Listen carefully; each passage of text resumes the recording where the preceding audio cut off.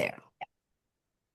Hi, good afternoon here. Valerie Milano, the senior editor of the Hollywood Time. I'm here in Los Angeles right now, and I'm about to head where he is, my friend and colleague, and I'm going to have him introduce himself. Thank you so much for being with us today. Thank you so much for having me.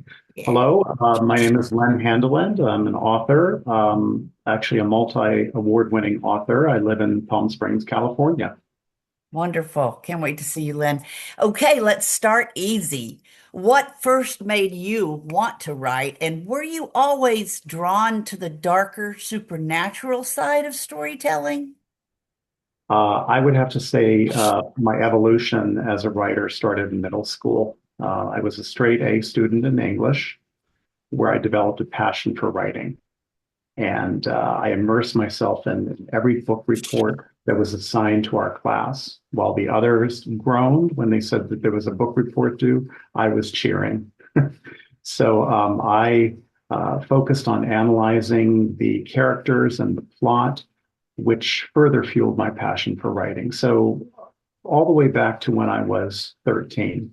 I also then became an avid reader at that early age, starting with Bram Stoker's Dracula at the age of 13.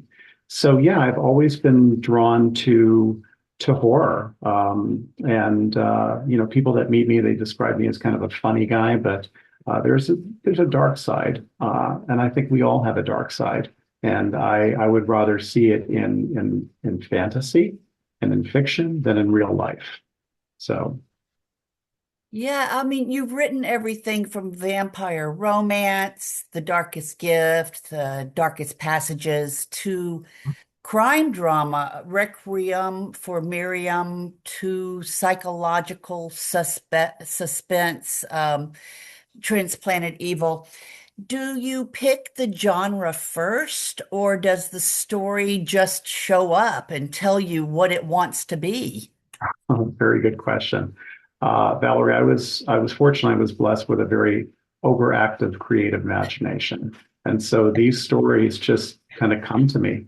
I don't dream about them. I just a thought occurs, and then I sit down and I make the outline for the story, the characters, where the setting is to take place, the time, and the even the names of the characters and their relations. So, and it's whatever I'm in the mood for. I have a very uh, um, keen interest in vampires. Again, starting with when I was 13, reading Dracula, reading all of Anne Rice's brilliant vampire novels. I read Interview with the Vampire when I was 16, and then read all the novels later on.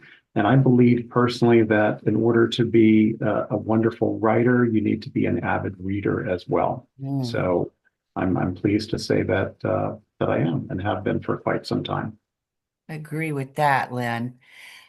So the haunting of Wellesley Manor feels especially cinematic. When you were writing it, did you already see it playing out like a mini series or film? Uh, Not necessarily. I do like to include a lot of dialogue in my books between characters. So I guess you could say it would be fairly easy to turn it into a mini series or into a motion picture.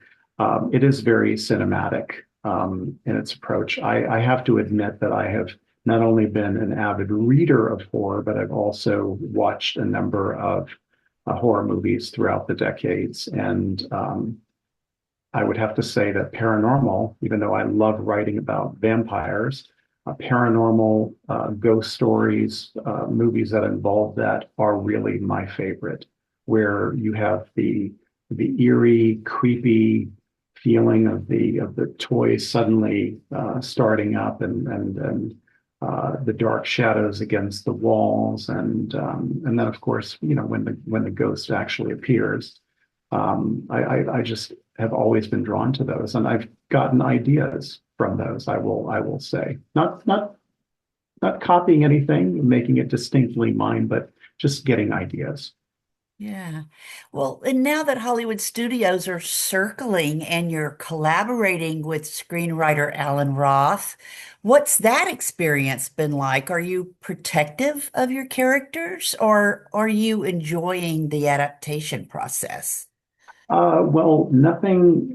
Let me just clarify for you. I Okay. found Alan Ross on online, and I did some due diligence. I researched his name and was quite impressed by his credentials, and hired him to not only market the books, specifically my first book, The Darkest Gift, the vampire romance novel, and The Haunting of Wellesley Manor, which is my sixth novel. But he also hired him to do a treatment, which means Okay. he's presenting it in front of numerous producers at various Hollywood studios and live streaming networks. Alan has been a staple in Hollywood for over 40 years, so he has many connections. So he hired him to not only write these brilliant screenplays for either book or for both books, but also to do a treatment or basically give them the synopsis of what the book is about. And based on that, then they would either say to him, "Yes, we're interested in reading the Okay. script that you've written, Alan," or "We'll pass." Fortunately, many have not said that they will pass, and there are many studios and live streaming networks that have both projects, in fact. Yeah, thank you for explaining that better. Sure. If Wellesley Manor or The Darkest Gift landed on HBO or Netflix tomorrow, who would be your dream casting choice? Oh, geez. Let's jump the gun. I would want to have Julia Roberts involved in the project in some respect. Meryl Streep comes to mind. She is a classic. And then also somebody by the name of Alfre Woodard, who has also been. Oh, yeah. She would make a wonderful Queen Rafaela, who is a self-described voodoo high priestess, and she is actually my muse. It occurred to me this character has been written into several of my books, I believe four in total, and I could definitely see her playing the role of that. And then maybe even William Defoe in The Haunting of Wellesley Manor as the grandfather, the loving grandfather, Isaiah Martins. Okay, thank you. Um, so we're going to shift gears here a minute. Your upcoming book, Daywalker, Hybrid Vampire, sounds like a fresh twist. What makes this vampire story different from what's already out there? Well, as the name would imply, Valerie, daywalkers are half human and half vampire. So the story is about a young man in Norway. It's about 10 years after, or about 15, 20 years after the war. And he is born to a human mother, and he has a bloodthirsty vampire as his father. And so they have all the attributes and traits of a vampire, the long teeth, the red eyes, the bloodlust, but that they have the human side where they can hold off on not succumbing to the bloodlust by eating massive quantities of food. And they have the advantage of being out during the daylight in the sun, as opposed to vampires that are, of course, incinerated or destroyed by the sun by daylight. So interesting. So it Okay. is really a challenge to Yeah, write I because I'm more, I think many readers out there and vampire fans or fans of the folklore of the fictional vampire character are more familiar with full-fledged vampires than they are hybrid vampires. exactly. Okay, so tell us about a haunting at Silver Lake. I live right near Silver Lake here in Hollywood. It does it have anything to do about it? And is there going is this going to lean more psychological, supernatural, or both? Actually, this Silver Lake, what I'm referencing there is actually in New Hampshire. And Okay.